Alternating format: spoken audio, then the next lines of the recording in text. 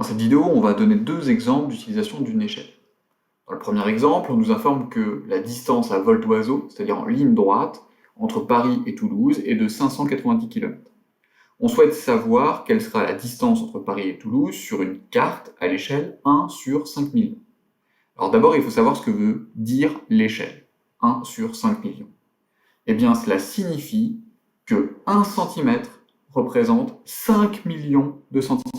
Alors j'ai choisi comme unité le centimètre, mais j'aurais pu dire que 1 mètre sur la carte représente en réalité 5 millions de mètres, ou encore que 1 km sur la carte représente en réalité 5 millions de kilomètres. En fait, cela veut dire que la réalité est 5 millions de fois plus grande que la carte. Combien font de kilomètres 5 millions de centimètres? Bien, pour convertir 5 millions de centimètres en kilomètres, on peut s'aider d'un tableau de conversion.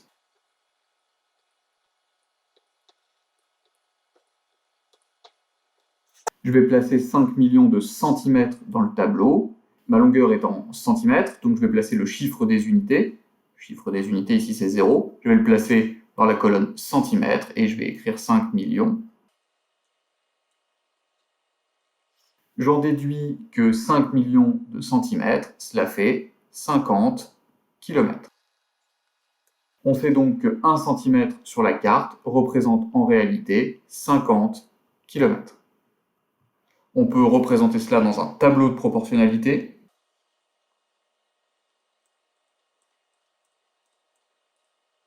On sait donc que 1 cm sur la carte représente 50 km. Donc attention, dans mon tableau, les distances sur la carte sont en centimètres, alors que celles dans la réalité sont en kilomètres.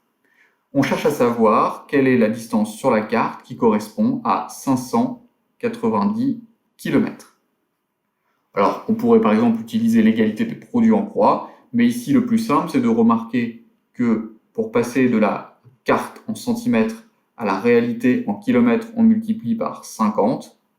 Donc, dans l'autre sens, pour passer de la réalité en kilomètres aux distances sur la carte en centimètres, eh bien, on va diviser par 50.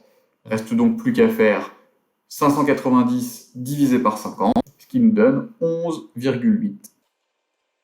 Donc, sur la carte, les deux villes, Paris et Toulouse, seront séparées de 11,8 cm, ce qui représente en réalité 590 km.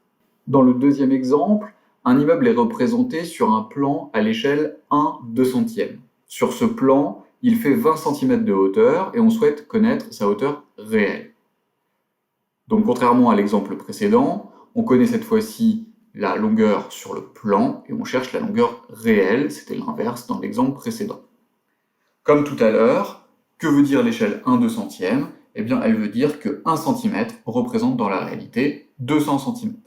200 cm, c'est 2 mètres, puisque comme le nom l'indique, centimètre, il faut 100 cm pour faire 1 mètre, donc si on a 200 cm, on a 2 mètres. Au pire, on peut toujours s'aider d'un tableau de conversion comme tout à l'heure.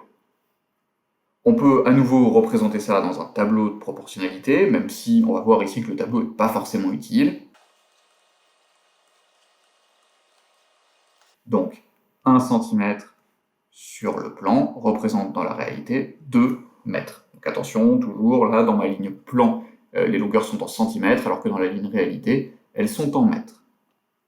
Sur le plan, l'immeuble fait 20 cm. Il est assez simple ici de constater qu'il suffit de multiplier par 2 pour passer des longueurs sur le plan en centimètres aux longueurs réelles en mètres.